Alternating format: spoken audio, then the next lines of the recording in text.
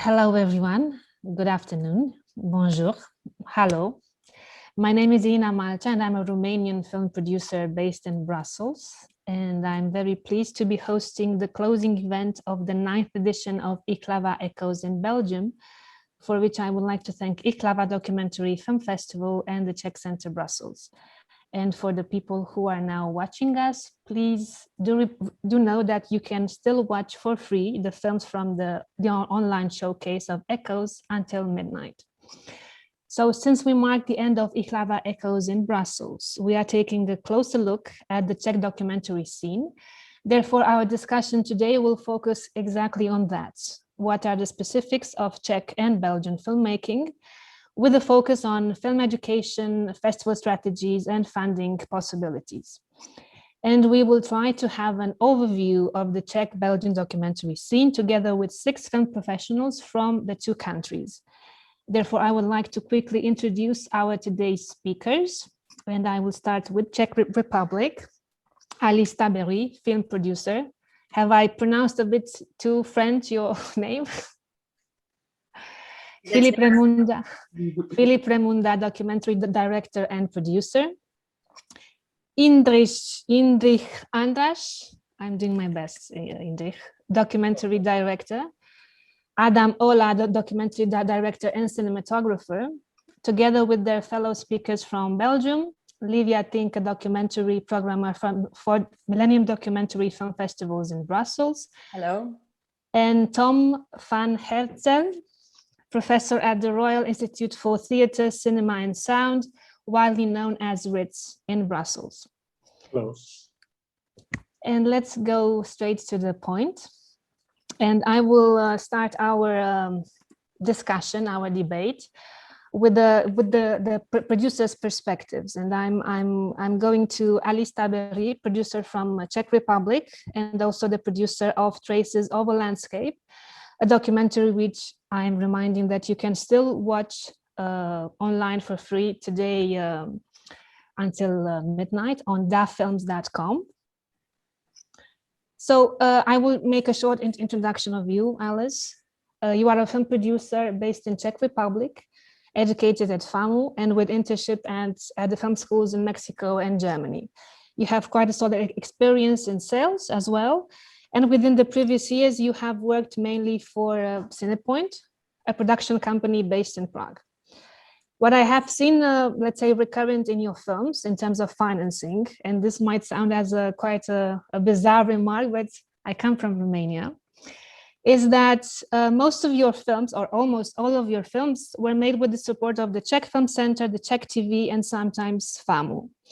And your, let's call them usual suspects in terms of co-production partners, this is not a bizarre aspect, have been and still are Slovakia and Italy. And I'm guessing that depending on the moment you enter a project, the usual time until it's made varies from a minimum of 2 to 4 or 5 years, right? So therefore, my question is a bit extended. How difficult or maybe how easy has it been for you as a Czech producer to make your films? Which was your biggest challenge that you had to overpass? And since you have Czech TV almost always on board, which is similar, I believe, to Belgian productions, if I'm not mistaken, be it VRT Canvas or RTBF, when exactly during the unfolding of a project do they come on board? And has this ever influenced in a positive or negative way your distribution or festival strategies? Yeah, so maybe I start with how it's the normal way how to produce film in Czech Republic, that first you go to the Czech Film Fund, which is great now that they give you a possibility also to support the project only for development. So you have one call really for the development, which is a few years now way how to really develop your project, because you decide if you want really to make it and to make a film from the treatment. And then for the production, it's as you said, almost like for all projects that I've made, the Czech Film Fund support and the Czech Television that enters in the film. And and for this, I think with the budget that we are dealing in Czech Republic and making films, I think we are able to do, if it's not too complicated, a documentary, but it would be like a budget around 100,000 euros. And we have, me in Cinepoint, also the good thing that we have our own equipment, which is helping a lot when you are doing a documentary, not only because you don't have to pay for it somewhere and to rent it, but also that you are more flexible. So with this, I'm sorry, with these sources, I think it was always possible to do the films. And of course, when I started, you start with less experience, less money, less fundings, but more courage, more enthusiasm. So you do the film even if it's hard and you want really to do and finish the film. So it was also my case.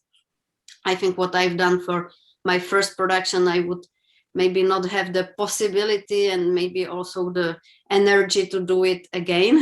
So now I'm happy that I can also access other possibilities. And now the films that I'm doing are almost all done also in international co-production. That is, of course, like a way I like to produce.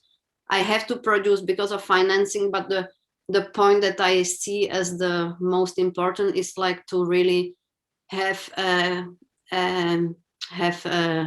relationship and collaboration with somebody from another country, which till now was always helping the film a lot, like with another perspective, with another experience, with other contacts as well, which is also really needed. So yeah, so now it's the way how I produce film and distribute film as well, because it's opening you another possibility of a territory where the film can be distributed. So yeah, this is the first part of the question. The second was, I'll come back. So basically, if you have the Czech Film Fund attached, the Czech Television comes like almost automatically, or how is it?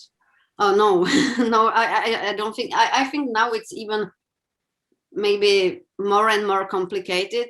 They give you less and less money. I think it's a tendency that is in all Europe, of what I heard from different countries, that the broadcasters have less and less money to put into like bigger films and not to the TV films. So it's the case in Czech Republic as well.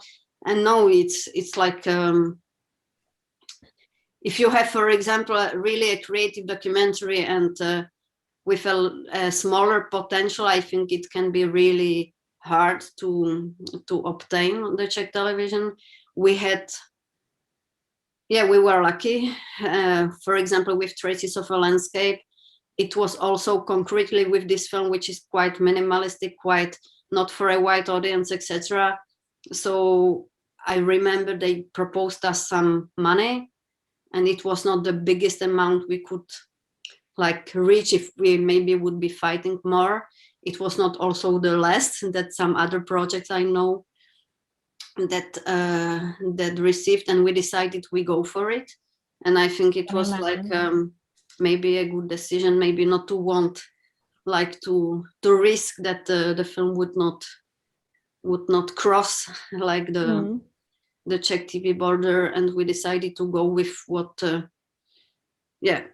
was on the table. And it's not big budget, but it's helping you not only because of money, but because of the audience that the Czech TV, of course, is reaching.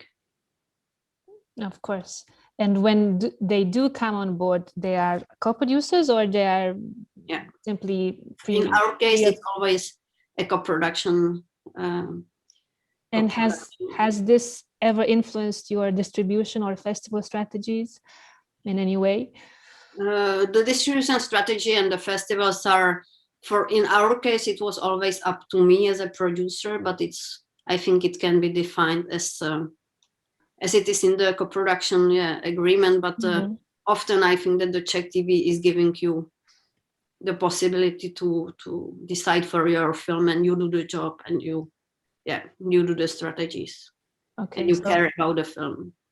So you actually have a partner on board and you are free to distribute your film the way you feel it needs to be done. Yeah. Great. Well, thank you. And let's go to, let's stay in the Czech Republic, but see things from a director's perspective. And I'm going to ask Adamola Director. He's the director of Alchemical Furnace, which I remind again that can still be seen online on dafilms.com for free until midnight.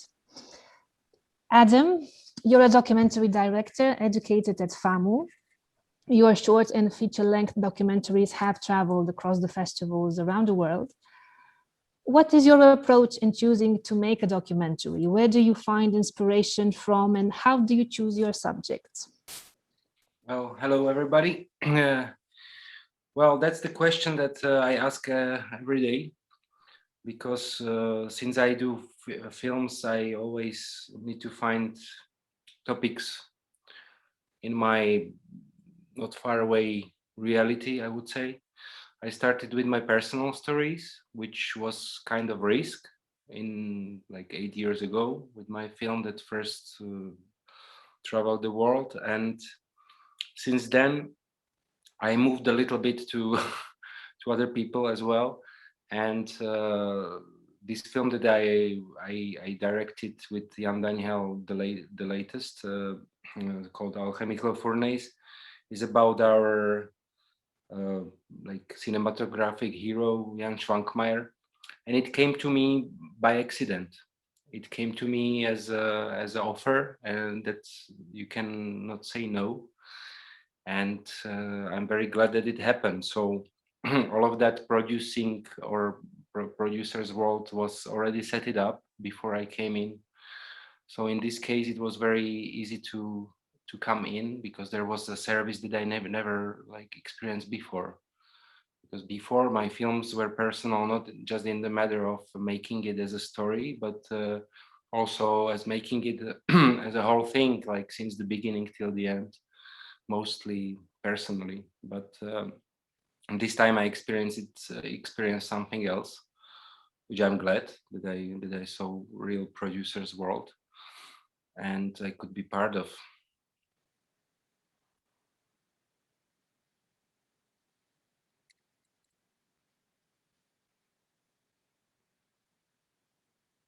So it's always a personal approach, but at the same time you have to stay open to falling in love with life itself and with what you find.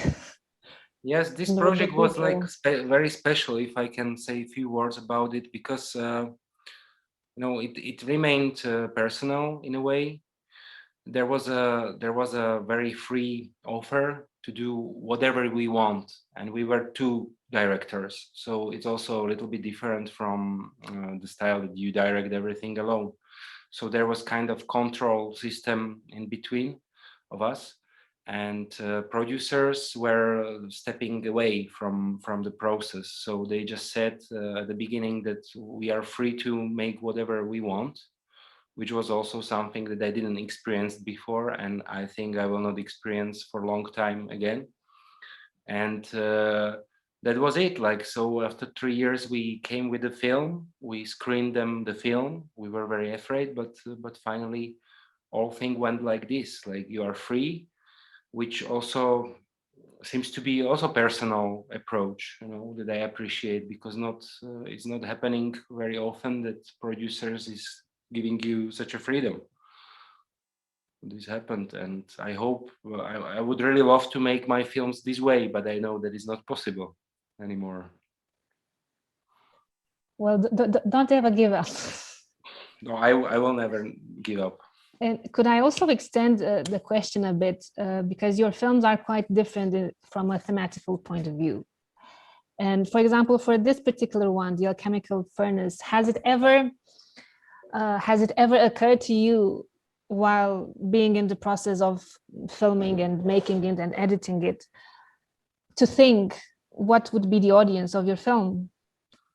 Yes, in this think who would would watch it, for whom this film might be, and who would have something to learn out of it, who would stay with something inside after watching it. Yeah, from the general point of view, there are like two types of audience for this film. Since the beginning, it was like that. It was set it up because of Jan Schwankmajer's person that most of the people who knows the film like know about him. This is the first part of audience, like the people who've been heard about him. And another part of audience for us also very important were the people that could not meet him before or didn't know nothing about him. So I would say it's very diverse. It would be always like two types of people, and we were trying to find a way how to explore this very, let's say, special topic to the people who doesn't know nothing about surrealism or about the process of filmmaking. So the process itself was very important to make this movie happening, and this is something that we can all learn something new. Yeah, for sure. And it's always, I think it's always a very fragile and a very delicate process itself to be thinking about your audience when you're making a documentary. And thank you very much, Adam, for your input on that. And if we stay somehow, or we go to the academia middle corner of our discussion, I would like to go to Tom. Thank you. From Belgium. So we are going to Belgium now. Tom is a professor at the Royal Institute for Theatre, Cinema and Sound, RITCS. And Tom, I've seen that you have a solid bunch of projects produced by RITCS, which have had a beautiful path in film festivals. And I would like to know, how much is RITCS addressing their students the importance to think audience, and how much is the distribution and festival strategy part of the school curricula? Well, first of all, there are a lot of movies made in our school every year, as well fiction as documentary. It's a bit different for both of them. The fiction production that is happening in our school is in a way better promoted than the documentary movies that are made. Better promoted in Belgium or across the world? I think across the world, yes, because RITCS used to be a real fiction film school, and it was only like 10 years ago that the documentary department that we had in the direction department, two possibilities, fiction and direction and documentary. So it is something that had to grow a bit, but now, so the last 2-3 years, it's like an equal output that we have, as well for quality as for amount of films that are made. What we can see is that when these films are going to festivals, students have to do an effort to get their movies into a festival, because there is nobody at school who is really responsible to promote it and to go to festivals. We have somebody who is, but it's only a 30% of a full time, who is responsible for the whole school, everything that is made, who does some administration for that kind of stuff. But most of the time, students are watching online which documentary festivals are really matching a bit with their subjects and their style, and then they send it in themselves. And sometimes school helps a bit with asking for a waiver or paying an amount to get into the festival, because lots of festivals are paying if you want to get in with a student movie. So that's a bit the case for the. So it's also a bit of luck as well. of course, yeah. What our experience is that sometimes we are very surprised that certain movies are selected by festivals, and other movies that we were thinking of that would be picked up easily are doing nothing. It's very strange. But of course, yeah, we know also a festival is people who do the selections. They also have their personality. There is like an identity from the festival, but there is also a personal preference, which is always there. And I don't think that in a lot of festivals it remains the same every year. But maybe Livia can correct me if I'm wrong, because she's in the festival branch. So for us, it's often difficult to think which movies are going to score at festivals. Because mainly there's a lack of personnel that could handle this festival strategies, let's say. Yes, but also the festivals themselves are often unpredictable in a way in which they choose the projects that enter. But wouldn't in this case be like, I mean, I'm just thinking, be a possibility to have like a collaboration between the production departments of the school and let's say the directing department, that so the producers could actually learn also to do this, to think a bit ahead on their festival strategies and so on, because this thing with distribution strategies, festival strategies, impact campaign right now has taken such a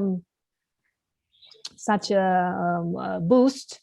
So right now, as a producer, you always have to think the audience before even making the film, which is sometimes very helpful for a producer and for the unfolding of the project. But and of course, in the end, you just have to do what is to be done. But it's true that it helps. And since there are so many films made right now in the world, and so many films from film schools as well, it's something totally that we actually need to think of ahead of time somehow. But unfortunately, before 2 years ago, we didn't have a production department in our school. So all the students did everything by themselves in a way. There was a practical department who did like script and everything on the sets and that kind of stuff. But as really a creative producing, we didn't have it. Since 2 years it exists, and now we see that the students who are now in the third year, they are getting all kinds of distribution, promotion, that kind of stuff, which will be interesting because they can support their own movies that they did with the directors of our school. But until now, there is nobody who really takes care of it, which is a pity, in fact, because there are some little treasures that are never seen by anybody who still remain on the database of the school. Yeah, that's a pity. But at least we can talk about it. So for sure that things will start happening. Thank you very much, Tom. Right.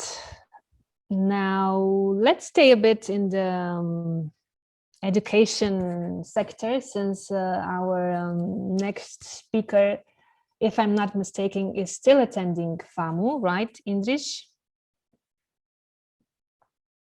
Yes, that's true. Okay. I just started my master's degree. Great. That's right.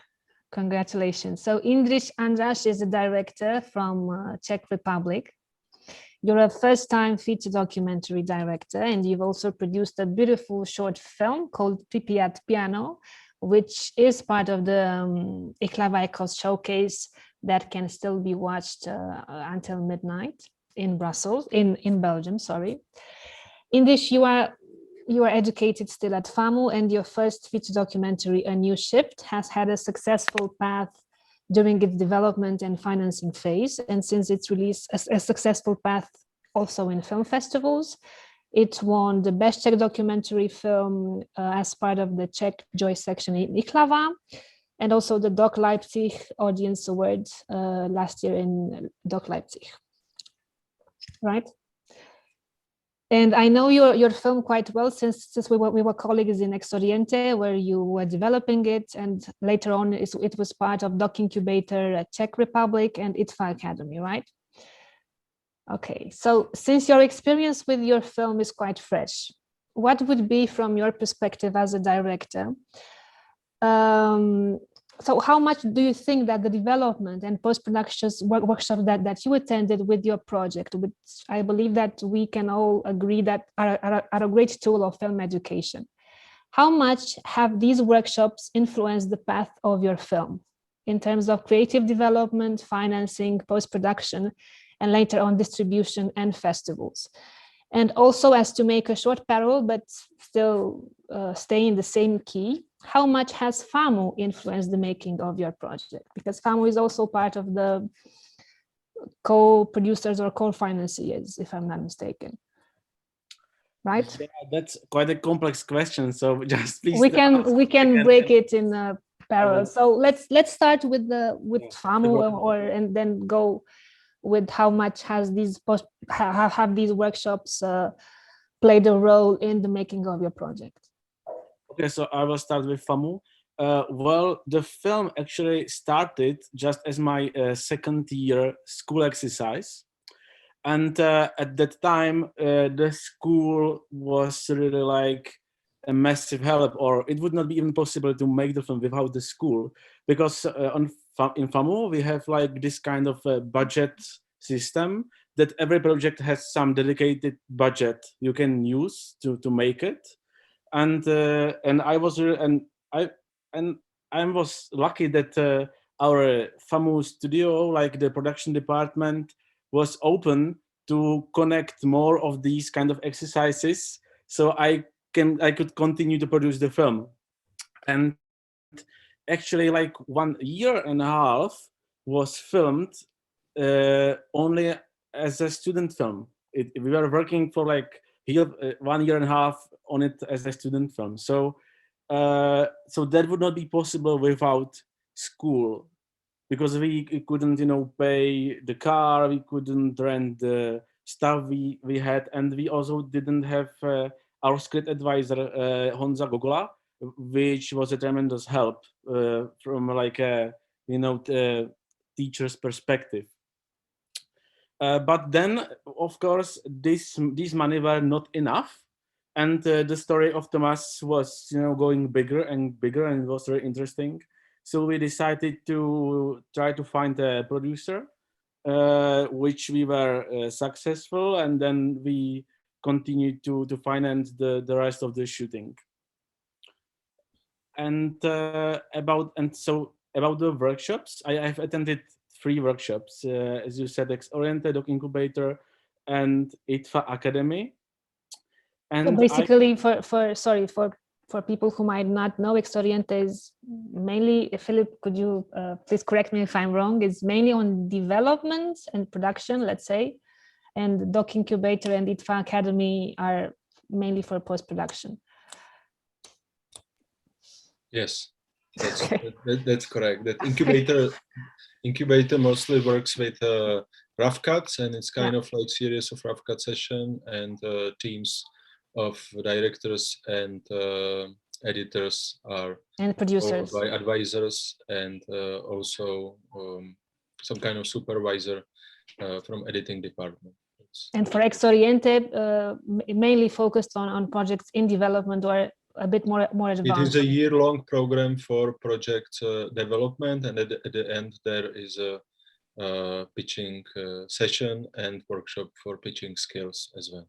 Yeah, good. Thank you. So going back to your experience with the workshops and how much they influence the making of your project and afterwards its afterlife, Yeah, so with Exoriented, it's a development workshop, right? And we have joined quite late because we were already in like late production. So it didn't really influence so much how the film looks and what is it about, I think. But what really helped me with was like, because when you study FAMU, you don't really have some experience with like a real producer, let's say, because you have just like production department students, and like the role of the producer is split it in so many layers of the education. So it's really difficult, you know, like to go from school to like film industry To and real not life. like how it works, or like any rules of the industry, and who are the sharks, let's say, you know, and who are the good guys, and what are the money you should ask for and not. And I think maybe FAMU, or our education system in FAMU, quite, you know, can't teach this, or you know, the education system doesn't include this kind of education. Okay. Where, So and when you say that, you mean like distribution as well, and thinking your audience and so on, apart from the producer's field in financing and everything that is included in the making of the film, right? I believe you refer to the whole package. yeah, we have quite like a lot of you know, subjects about distribution and festival strategies, etc. But we don't have like anything about what you should have in a contract as a director, or you know, like what are the possibilities, how the professional filmmaking really looks like, how what are the conditions. So and because at Exoriented I have met so many producers, so that was really, you know, I learned like everything I needed to, I feel. So that was really great. And also I think Exoriented really helped me as a debuting producer as well, like to learn like almost everything I have needed. And of course also I think it helped with the future distribution and the pitching and etc. And I will just shortly talk about Doc Incubator and IDFF Academy as well. And and Doc Incubator, uh, I think we were quite suspicious when we went to Doc Incubator that they will be trying to tell us how the good film should look like, you know. And we didn't really believe, you know, that could work. But it was really something different, because what we have got was a really good feedback from quite, you know, good spectrum of audience to our film, and which really helped us to finish the film.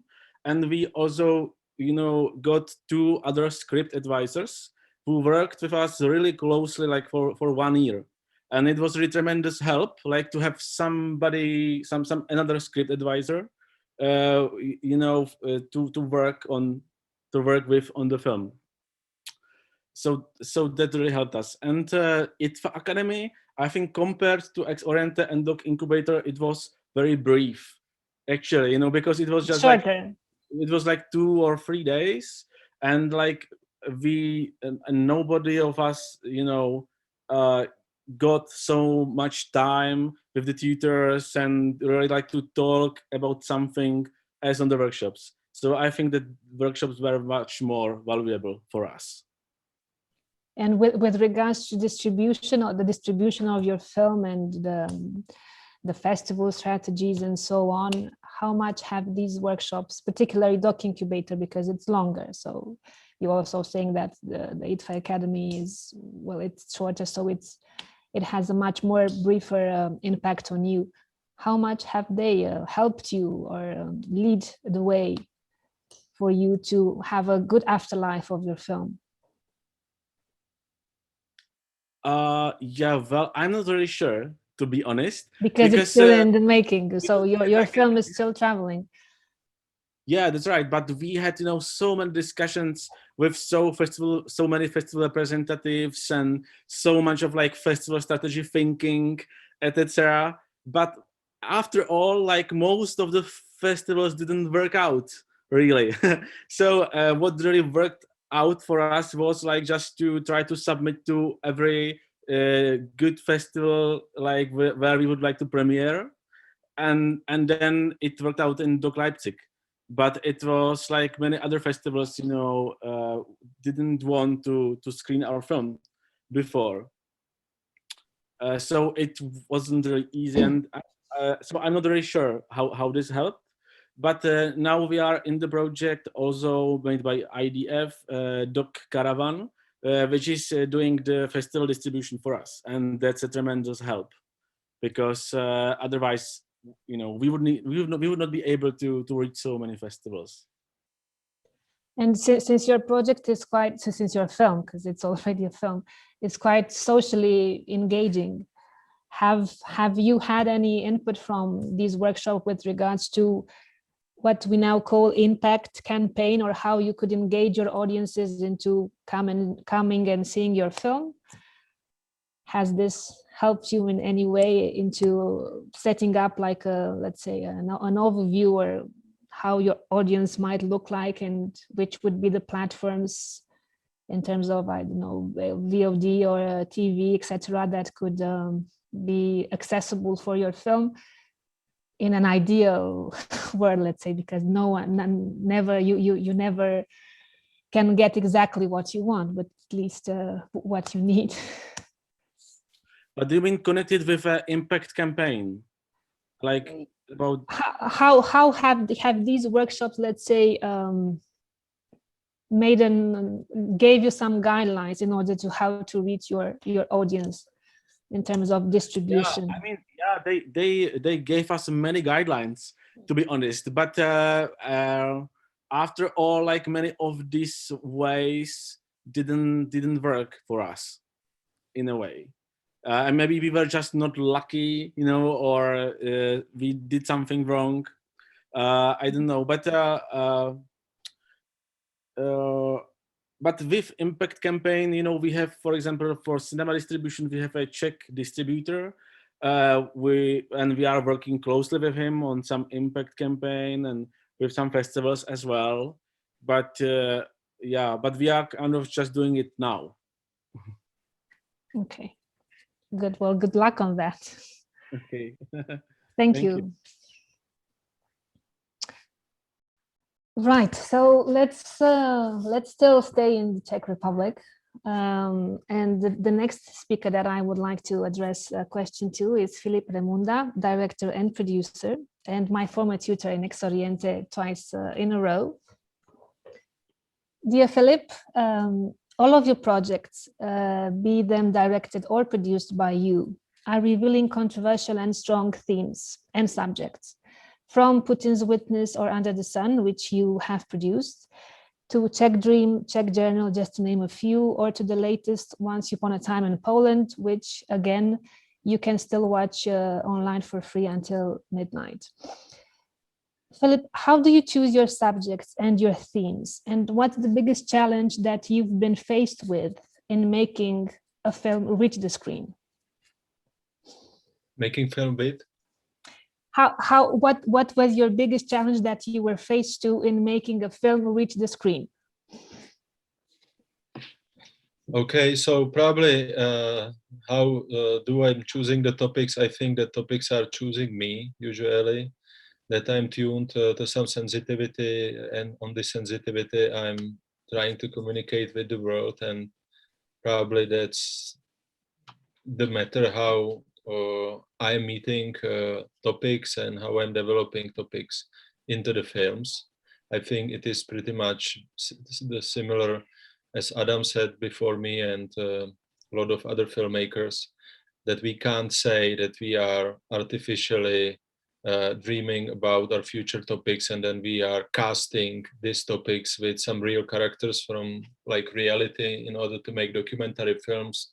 Most of the times I'm meeting somebody just by chance working on another film, and there we are. This is a character of my new film. So, and in this particular case, while we started to make film once upon a time in Poland, or Polish God, what was the working English title, that was the first time in my life when I was drafted as director by production company, and they hired me and Vít Klusák to make film about religious questions in Poland. That's how it all started. And because I had some experience with people from Poland whom I met as a gastarbeiter working at the early 90s in Holland, and my best friends there were guys from Poland, so they taught me their language and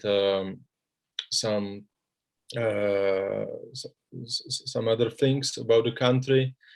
And then I met a lot of filmmakers coming from Poland when I was lecturing Exoriented film workshops. So for me, it was natural to answer yes, that I really would like to be part of the team making film in Poland, because I was just curious about country which we share almost same language. We, I hope, understand more or less each other. We share culture, we share history, but we are so different. So that was a challenge, and that was a main question to me: how same and how different are we as the two nations? And what was the biggest challenge while working on this film? I guess that was very unusual setup, because this was not typical documentary. We shot it in a form of kind of like participative documentary, because we have two film crews in this film. One film crew making film about Polish religiosity, and then other film crew making film about this first film crew, and that was all connected. So altogether, sometimes we were like 10 to 15 people as a documentary crew, what, as you can imagine, is very unusual, and that caused that we were absolutely not flexible. So we were like very slow, and all the production was very similar to fiction film. So we couldn't react in any occasion very fastly. So that's why we missed a lot of important moments in Poland, for example. Yeah. So that was the biggest challenge: how to direct this coloss. And also there was a, you know, this situation that you are making film in international crew, and one part of the crew comes from Czech Republic and other part of the crew comes from Poland. And sometimes we had a feeling like that we were divided for two groups, although we were working on one film. That was another challenge: how to unify this two-nation film crew. Very inspiring. So I think it should be just inspirational into watching the film, as much as it can still be accessible today in Belgium. Thank you very much, Filip. And for the closing speaker, we are going back to Brussels, and we are closing with one of the last stages, let's say, of a film, even if it can also be seen as one of the first stages in the afterlife of the film. And we are talking about film festivals.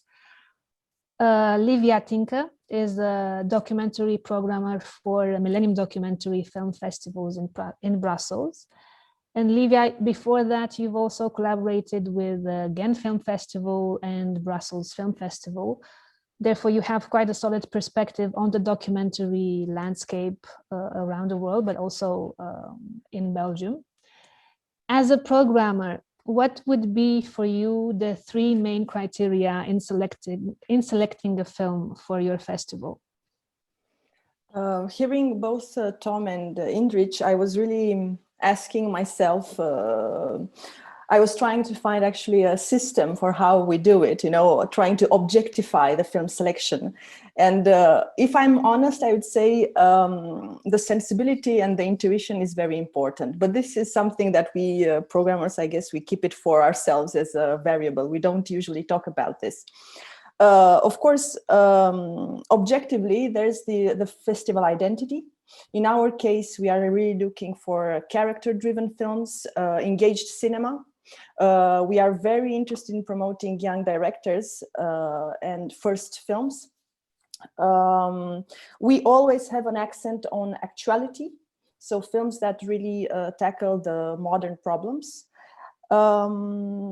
And I'd say these are the main criteria, but we also have to be personally touched by the subject and by the way the film is made and treated. Because I have to say that it depends on the size of the festival, obviously, and also on the number of films that are submitted each year.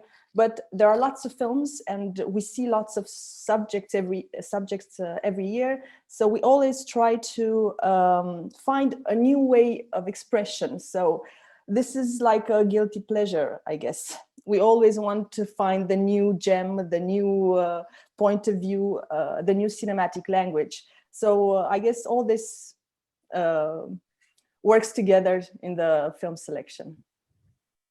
Okay, that's good to know for everyone, I think. And to extend a bit the question, even if maybe it's not particularly your field, but I know that at your festival at Millenium, you also have like an industry section, right, which is meant for mainly for Belgian projects that are in development. Yes. So we have a section, and in this case, I'm actually reacting to what Tom was saying earlier. Belgium is a very special country in which way is we have around, I think, 15 film schools in all the different sections. So Brussels, Wallonia, and also the Flemish side. So this, I think, it's unexpected. And when I say it all the time, people are surprised that there is so much diversity in film schools. So I'm starting a bit, I'm answering your question, but I'm making a sort of context. So we decided years ago to make a competition dedicated to young talents. And we collaborate with all Belgian film schools. Every year they send us their film production. So in a way we came to meet the film schools and kind of give an answer to what Tom was saying. It's very hard to distribute all those films every year. So we receive them every year, we screen them, we make a selection. We generally choose film from about 6, 8, 10, depending on the quality and the number we receive. And so this is the first level of the professionalization of film students, because what Tom said earlier is very true. They finish the school and they're confronted with a very competitive industry, and they are not prepared during the school years to face this. And in order to give a helping hand to this, we have a national forum dedicated to first and second film projects, where they can pitch them in front of film professionals, receive feedback, and help them construct a better pitch, file, teaser for afterwards. Because obviously they start here, but then they will go internationally, as we already heard. And this is meant for short projects or feature-length documentary? Both. We take both, actually. And this has been going on for a few years. So you are, let's say, testing the landscape. Both the competition and the forum actually started the same time. So it was in 2016. So we are running at the 5th edition with both of events. And each year we're expanding it a bit more, adding new partners, adding French distributors, for example, because lots of the projects are French speaking.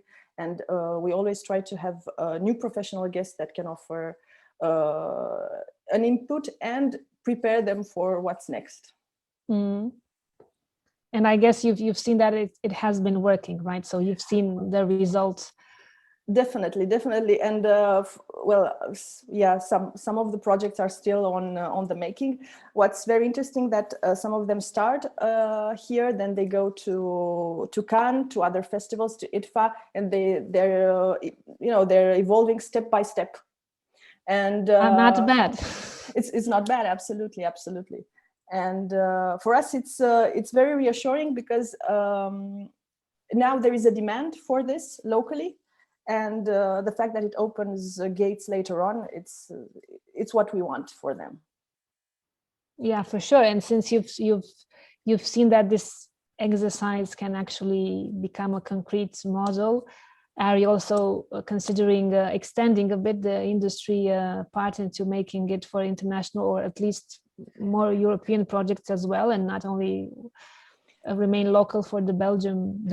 So we're actually having we actually had for 2020 several expansion plans that were brutally cut off by the situation, because there are two directions right now. One is to develop to the French-speaking countries, and this includes Luxembourg, Switzerland, and also Canada and Quebec, and have like France, I'm considering it already acquired. So this is in order to reinforce the position of the French-speaking films in these countries. And as it's more of a let's say a personal preference for films done in the Eastern countries. Mm-hmm. We're also collaborating with other forums, like the one from Flyetiana, from Perm, for example. So we're collaborating with Eastern festivals to have them also here. It is not clear in 2021 that this will be possible live. I think we're gonna still be in the same Zoom format as we are now, but. Yeah, but still, I mean, it shouldn't be an obstacle. I mean, if you are really considering in expanding your industry section, I think it will only be for the best, because co-production is the main word when we talk now about film production. So collaboration and co-production should be at home. Particularly for a European film festival or international film festival like yours. And I'd say particularly in Brussels, because as we were discussing before, everybody in Brussels comes from somewhere else. So there is this synergy of even us. So there's this synergy of sensibilities, professional background from different countries. So it's really it's a great place to do this. Well, then there you have it.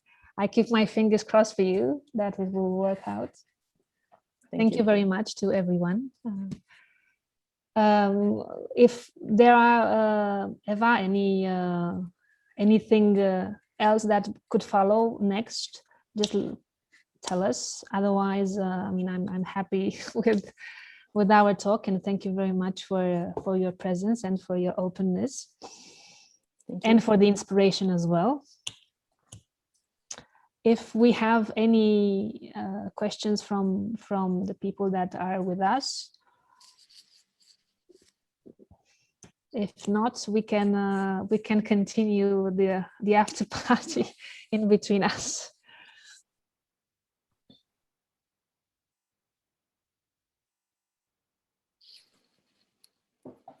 Because I think we have like a few more minutes left.